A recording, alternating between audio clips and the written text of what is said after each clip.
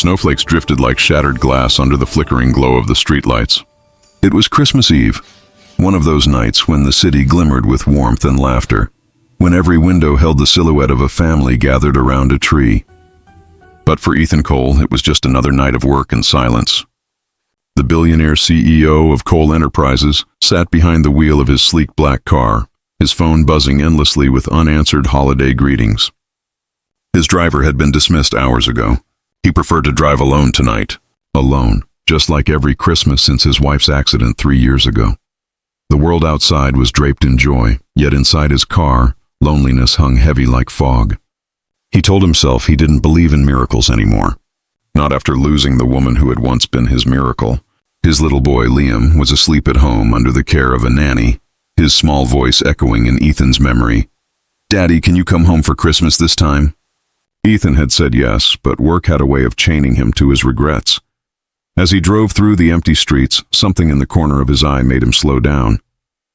A small figure, barely visible, huddled near a dumpster behind a closed bakery. The wind howled, lifting a thin piece of cardboard that had been her blanket. At first, Ethan thought it was just a stray animal, but then he saw it, a tiny hand peeking out, trembling, blue from the cold. He slammed the brakes and jumped out, his shoes crunching on the icy pavement. The snow bit into his face as he approached the little shape. It was a girl, no older than 7.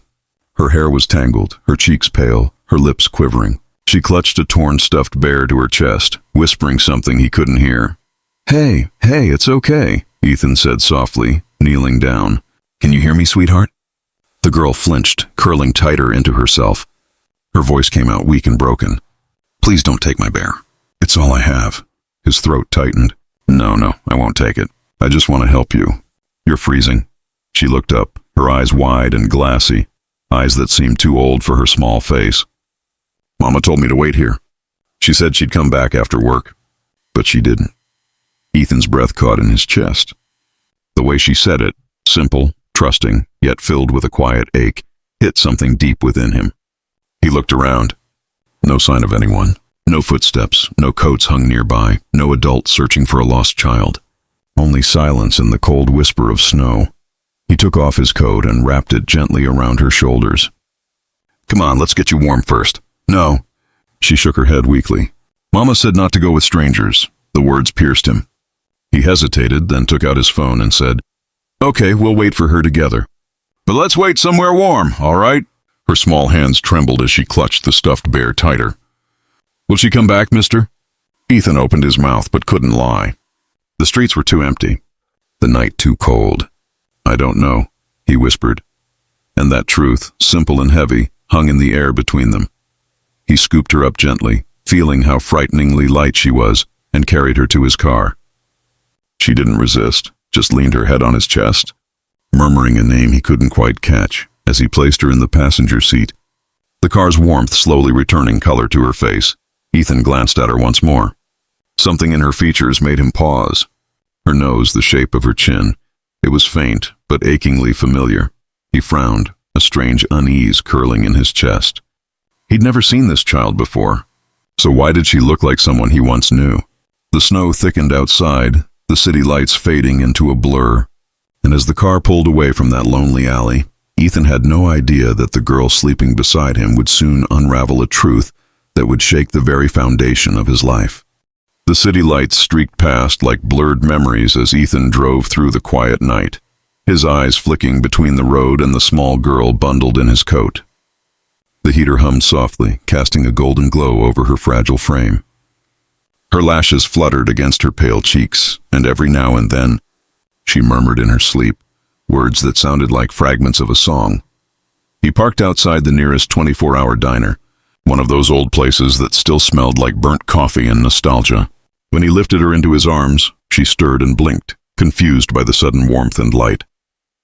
Where are we?" she whispered. "Somewhere safe," Ethan said gently. "You need food. And maybe some hot chocolate." Her eyes widened slightly at the word chocolate, and she gave a tiny nod, as if hope were something she'd forgotten how to believe in. He found them a booth near the window, the snow outside painting a soft reflection of the little girl in glass.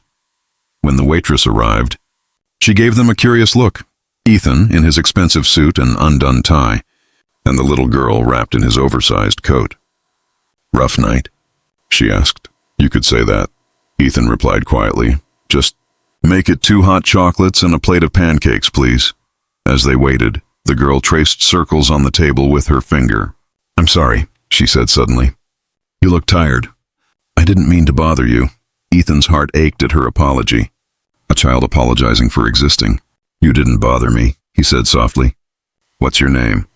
She hesitated, glancing down at the bear clutched in her arms. "Lila," she murmured. "My mama calls me Lila Grace." "Lila Grace," he repeated, the name tasting both beautiful and strangely familiar. "That's a lovely name, Lila." She smiled faintly, but her eyes carried shadows far too deep for her age. "Mama works a lot. She said she'd get me a real Christmas tree this year. I made her a paper star for the top. Do you still have it?" Ethan asked. Lila nodded and reached into the small torn backpack slung over her shoulder. She pulled out a crumpled piece of paper shaped into a star, uneven, fragile, but made with care. "It's not pretty," she said, embarrassed. Ethan took it carefully, straightening the folds with gentle fingers. "It's perfect," he said, and meant it. Something about the handmade star tugged at him, like an echo from another life. The waitress returned with steaming mugs and a mountain of pancakes. Lila's eyes lit up as she took a bite, syrup dripping down her chin. Ethan couldn't help but smile, a real one, the kind he hadn't felt in years. "Do you remember where your mom works?"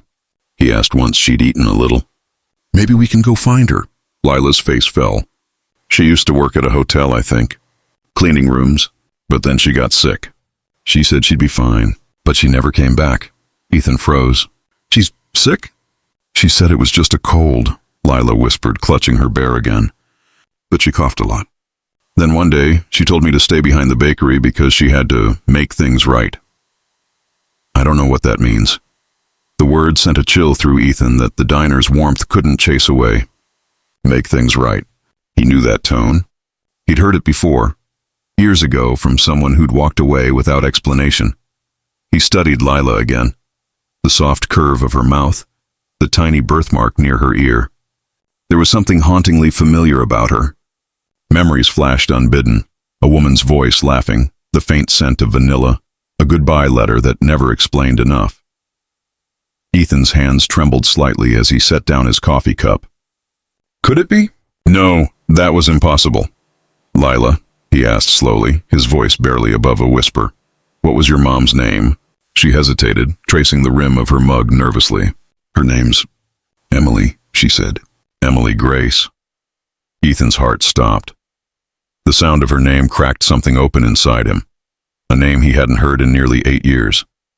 Emily Grace, the woman who once loved him before he became the CEO, the woman who vanished without a word, leaving only a letter that said, "You're destined for bigger things than me." He stared at Lila, disbelief and dawning horror twisting together. The math, the timeline, the resemblance, it all fit too perfectly. Could this little girl sleeping in trash on Christmas Eve be his daughter? Ethan felt the world tilt beneath him. He swallowed hard, his chest tight with memories and guilt. "Lila," he said softly, almost afraid of his own question, "did your mom ever tell you anything about your dad?" Lila looked up at him, her eyes shimmering under the diner lights. "She said he was kind," she whispered. "But he didn't know about me." Ethan froze. The words struck like thunder. He didn't know about me. Outside, the snow fell heavier, burying the streets in silence. Inside, the little girl lifted the paper star and smiled faintly. "Mama said if I ever find my daddy, I should give him this." Ethan's world stopped moving. The paper star trembled in his hands, and for the first time in years, the mighty CEO felt tears burn his eyes. The drive back to Ethan's penthouse was quiet, but his thoughts screamed like sirens. The name Emily Grace echoed through every heartbeat. He gripped the steering wheel tighter, trying to focus on the road, but flashes of the past kept bleeding into the present. The laughter they shared in cheap coffee shops, the way she'd dreamt of opening a small bakery, and how she'd looked at him when he'd told her he was leaving for a corporate internship abroad. He'd promised to come back for her. He never did. Now, 8 years later, her daughter, their daughter perhaps, sat beside him, tracing shapes on the window fog and humming softly. Lila's voice was gentle, almost angelic, but every note felt like a confession of everything he'd done wrong. When they reached his building, the doorman rushed forward, eyes widening at the sight of Ethan holding a sleeping child. "Sir, do you need assistance?" "No," Ethan said quietly. "Just keep this to yourself tonight." He carried Lila up to his penthouse, the vast cold space filled with polished marble, glass walls, and expensive loneliness. The city lights glimmered below like stars trapped beneath their feet. He laid her gently on the couch, covering her with a blanket. She stirred slightly, clutching her stuffed bear close, and whispered, "Mama." Before falling back into sleep, Ethan stood over her, heart heavy. Her resemblance to Emily was undeniable. The same delicate features, the same soft curl of hair near the temple. He ran a hand through his own hair, pacing the room. Could Emily really have kept this from him? Could she have raised their child alone all these years, sick, struggling, abandoned, while he lived surrounded by luxury?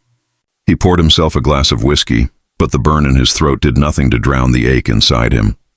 The echo of Lila's words, "He didn't know about me," stabbed deeper each time.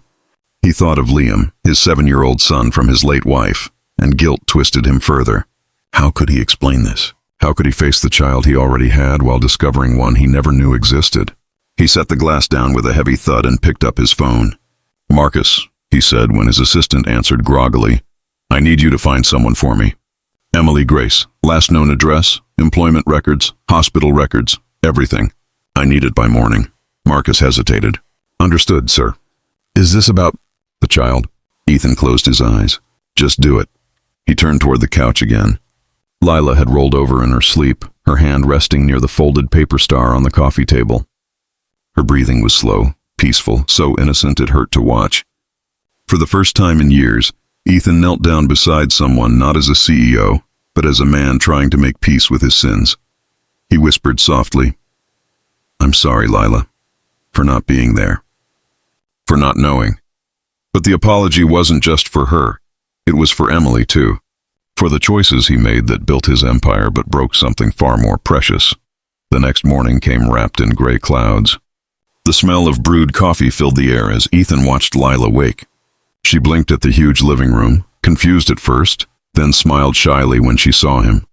"Morning," he said softly. "Did you sleep well?" She nodded. "It's warm here. Thank you." Her eyes darted toward the window. "It's still snowing." "Yes," Ethan said. "Christmas snow. It's rare here." She hesitated before asking, "Do you have kids?" Ethan froze. "Yes," he said after a pause. "A boy. His name's Liam. He's about your age." Her face brightened. "Can I meet him?" The question caught him off guard. He smiled faintly. "Maybe soon. He's with his nanny right now." Lila nodded and went quiet again. Then, with childlike curiosity, she wandered toward the corner of the room where a grand piano sat covered in dust. "Can I touch it?" she asked. "Of course," Ethan said. She lifted the lid and pressed one key. It rang softly, pure and delicate. Then she played another and another, forming a simple melody. Ethan watched, stunned. Emily used to play that same tune on her old keyboard, an old lullaby she'd written herself. His chest tightened. "Who taught you that song?" he asked quietly. Lila turned, smiling innocently. "Mama did. She said it helps angels sleep." Ethan's eyes burned as he turned away, pretending to check his phone. But before he could speak, his phone buzzed again. "Marcus." "Sir," came the hesitant voice on the other end. "I found something." Emily Grace was admitted to St. Mary's Hospital 3 weeks ago. Terminal pneumonia. But Ethan's stomach dropped. "But what?" "She was discharged 2 days ago. The nurse's note says she refused further treatment and left against medical advice." Ethan gripped the counter, his voice trembling. "Where did she go?" "They don't know. The address she gave was invalid. No one's seen her since." Ethan turned slowly toward Lila, who was humming that lullaby. Unaware that her world was about to shatter again, he swallowed hard, feeling the weight of his past crashing into his present. The girl who might be his daughter had found him on Christmas Eve, just days after her mother vanished, sick and alone. And in that moment, Ethan knew this wasn't coincidence. Fate had placed Lila in his path for a reason, but he didn't yet know that finding Emily again would force him to face not just his guilt, but a truth far darker than he could ever imagine. The snow had turned into soft rain by the time Ethan made up his mind. He couldn't just sit in his high-rise penthouse while Emily, if she was still alive, was somewhere out there, sick and alone. Lila deserved answers. He deserved them too. The question burned in his mind like fire. Why didn't she tell me? Why would Emily carry this secret all these years, raising a child in poverty when he could have given them the world? But beneath that anger was something deeper, fear. Fear that it might be too late. Lila sat curled on the couch, watching cartoons with cautious joy. Every time the characters laughed, she giggled softly, as if testing what happiness still felt like. Ethan stood behind her, watching her small shoulders tremble slightly when the laughter faded. That tiny, silent flinch broke him. He cleared his throat and knelt beside her. "Lila," he said gently, "do you remember where you and your mom used to stay? Any street names, signs, maybe a shop nearby?" She frowned, thinking hard. "There was a place with a big red door," she said, "and a man who always shouted about bread prices." "The bakery," Ethan murmured. "Yeah." Lila nodded. "Mama said it smelled like heaven, even when we couldn't buy anything." Ethan forced a smile. "We'll go there today, okay? Maybe we can find someone who knows her." Her eyes widened with a mix of hope and fear. "Really, but what if Mama gets mad I didn't wait like she told me?" He hesitated, then brushed a strand of hair from her face. "I don't think your mom would ever be mad at you for being safe." Something softened in her gaze. "You talk like her," she whispered. Ethan looked away before the lump in his throat betrayed him. "Go get your shoes, sweetheart." "We'll find her together."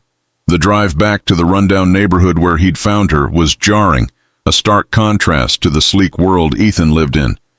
His car looked alien among the cracked sidewalks and flickering neon signs. Lila pointed out the bakery.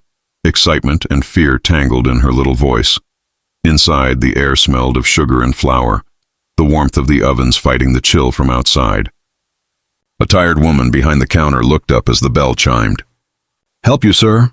Ethan showed her a picture Marcus had dug up, a photo of Emily Grace from years ago, smiling under a string of Christmas lights. "Have you seen this woman?" he asked. "Her name's Emily. She used to live nearby." The woman squinted, then sighed. "Yeah, she came by a few times. Used to ask if we had leftover bread. Sweet lady, real polite. But she looked bad, thin, coughing a lot. Last I saw her, she said she was trying to get to St. Mary's Church. They have a shelter sometimes. Do you know when that was?" Ethan asked urgently. "Couple nights before Christmas," the woman said. "But she didn't look like she'd make it far." Ethan felt Lila's small hand slip into his. Her fingers were trembling. "Is Mama there now?" she asked, voice trembling. "I don't know," Ethan said softly. "But we'll check." The church stood at the edge of the city, old and quiet, with candles flickering faintly through stained glass windows. Snow gathered along the stone steps like silent witnesses. Inside, the air smelled of wax and old wood. A few people huddled on benches, wrapped in donated blankets. Ethan approached the nun at the front pew. "Sister," he said carefully, showing her the photo. "Have you seen this woman?" "Emily Grace?" The nun's eyes softened immediately. "Yes, she came here," she said. "A few days ago, very weak. She stayed one night, but when we woke the next morning, she was gone." "Gone?" Ethan repeated, his voice breaking slightly. "She left before dawn," the nun said. "We found this under her blanket." She handed him a small folded piece of paper. Ethan's heart hammered as he opened it. The handwriting was shaky but unmistakable. It was hers. "If anyone finds this, please take care of my daughter, Lila. Tell her I love her more than anything. I tried to stay, but I don't want her to see me like this. If God is kind, maybe her father will find her." Ethan's knees nearly gave out. The words blurred as tears filled his eyes. He clutched the note to his chest, choking on the flood of emotions, guilt, grief, and something deeper. Emily had been dying alone, still thinking of him, still believing in a kindness he had long buried under success. Lila looked up at him, confused. "What's wrong?" He couldn't speak. He knelt, pulling her close, the paper crumpling in his fist. "Nothing's wrong, sweetheart. We're going to find her, I promise." Her eyes searched his face. "You promise?" "I do," he said, voice trembling. "I promise." As they stepped outside, the snow began again, gentle, almost peaceful. But Ethan felt no peace. The note burned in his hand like a confession from heaven itself. He had the resources, the power, the reach. He'd find her. Whatever it took. But as he helped Lila into the car, she looked up at him with an innocent smile and said something that made his blood run cold. "Mr. Ethan, Mama said if anything ever happened to her, I should look for someone named Cole." Ethan froze. The air around him turned to ice. She said, "He's your real daddy." The world seemed to stop moving, the wind itself holding its breath. For a long moment, Ethan couldn't breathe. The name Cole hung in the air like a haunting bell toll. His name. He stared at Lila, the innocent face of the truth he had been running from for years. Her tiny hands played with the hem of her coat as if she hadn't just shattered the walls around his heart. "Lila." His voice was barely a whisper. "Did your mom really say that? That your dad's name was Cole?" She nodded softly. "She said he was kind once, but he didn't know about me.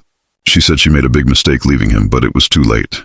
Ethan turned away, gripping the steering wheel, the sound of his pulse echoing in his ears. So it was true. The girl sitting beside him wasn't just a lost child. She was his blood, his daughter. The proof of a love story that ended before it ever had the chance to begin. A lifetime of regret crashed down in that single instant. He thought about all the Christmases he'd spent in silence, convincing himself that work filled the emptiness. All the times he'd looked out from his penthouse window, wondering what might have been. And now the answer had been sleeping in the cold, because of him. He drew a deep breath, steadying himself. "Lila," he said softly, forcing calm into his voice. "Do you trust me?" She blinked. "Yes." "Good," he said, starting the car. "Because I'm going to find your mom. And when we do, I'll make sure she never has to struggle again." Her face lit up with hope so pure it nearly broke him. "Really? You promise?" "I promise," Ethan whispered. For the next 12 hours, Ethan used every connection, every favor, every ounce of influence he'd built over the years. Hospitals, shelters, police databases, nothing was off limits.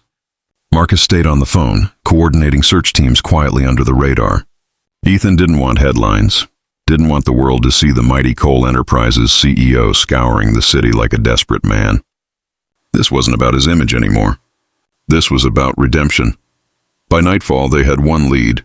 A report of a woman matching Emily's description seen near the old train station, sitting on a bench with a blanket and a single paper star.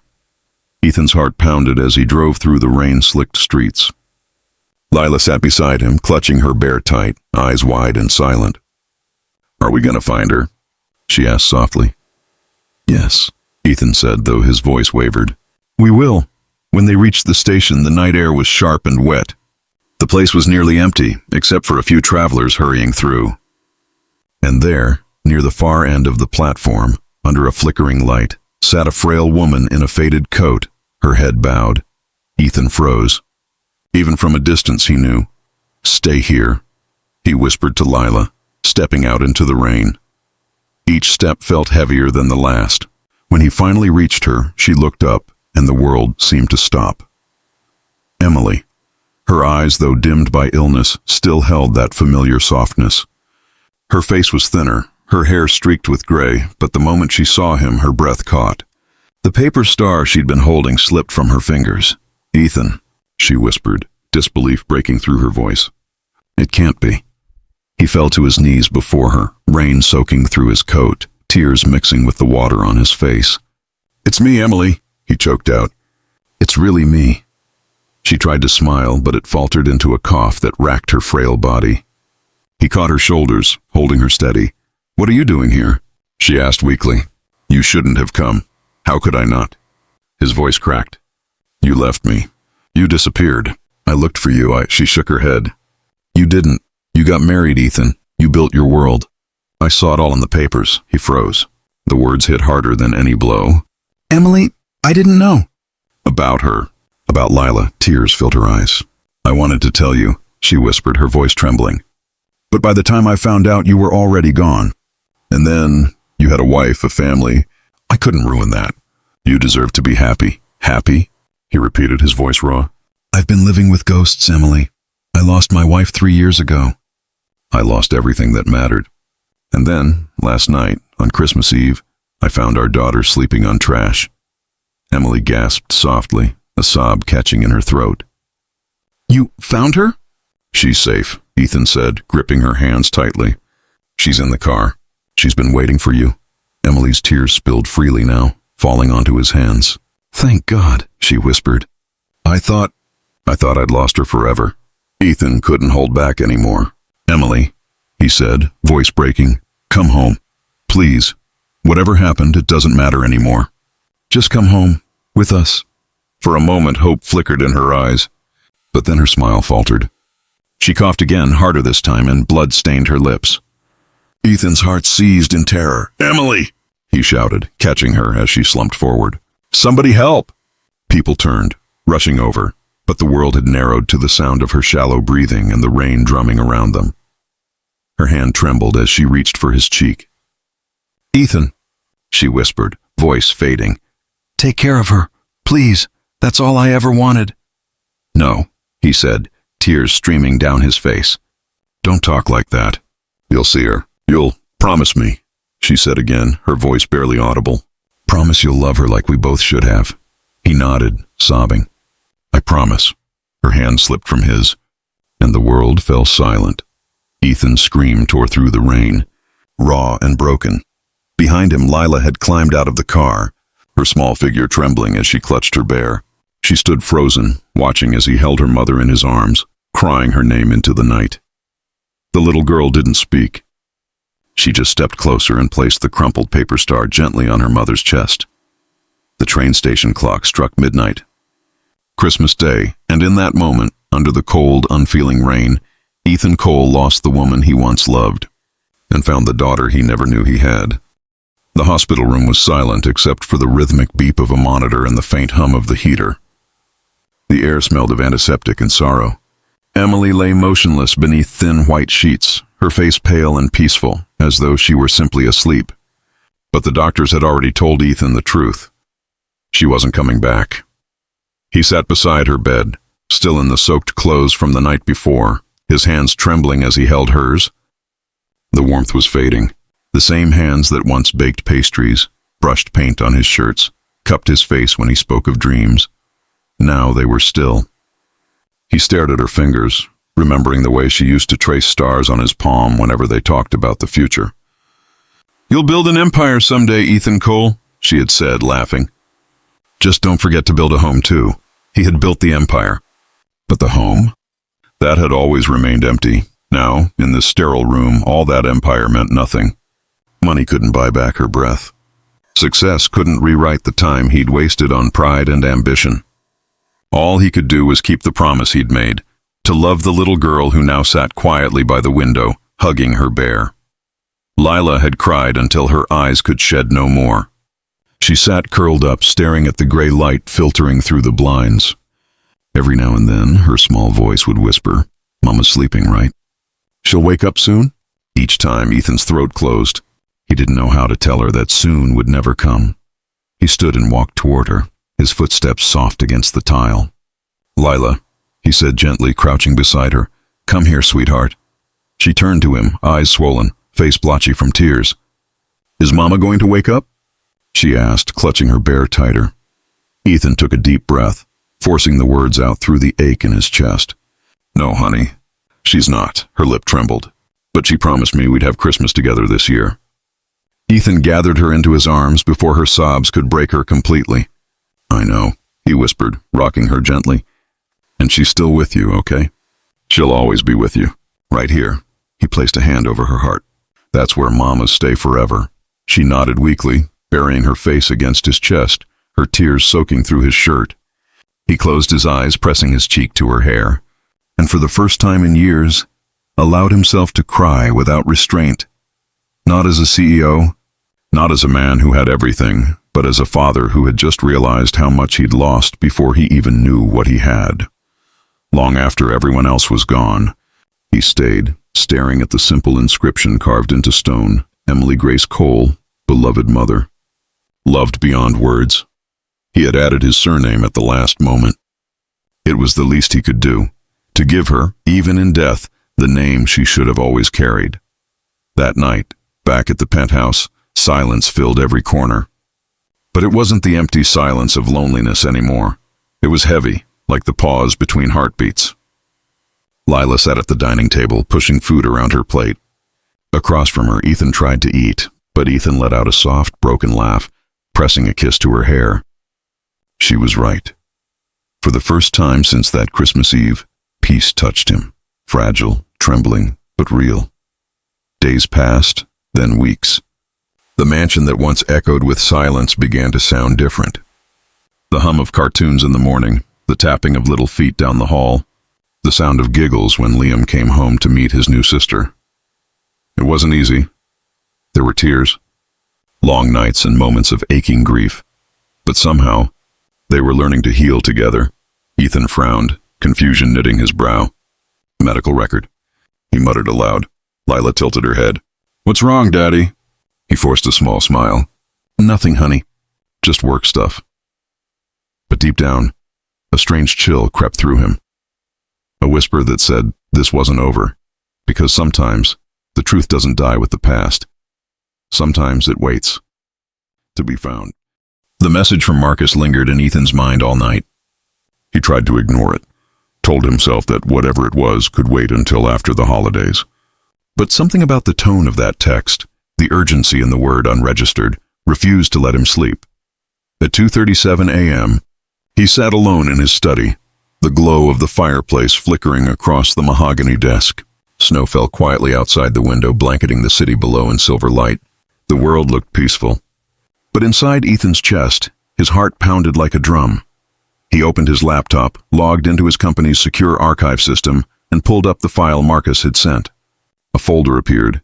E. Grace. Confidential. His breath caught as he clicked it open. Inside were scanned documents, medical records, and one single DNA report.